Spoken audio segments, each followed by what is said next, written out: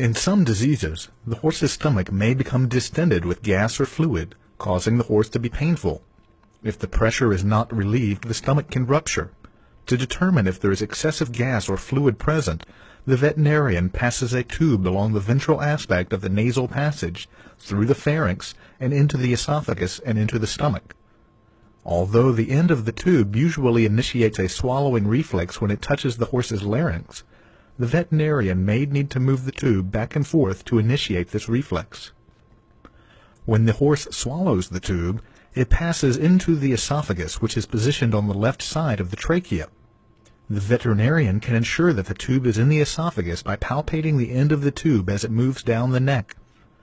Once the tube reaches the stomach, its position is confirmed by blowing into the tube to allow the release of gas, having the characteristic smell of gastric contents. If the stomach is emptying its contents normally into the small intestine, pumping a few liters of water from a bucket into the stomach, and then lowering the end of the tube to create a siphon, results in retrieval of approximately the same total volume of fluid. If the horse's stomach is distended due to excessive production of gas, passing the stomach tube will result in a rapid expulsion of the gas and elimination of the pain.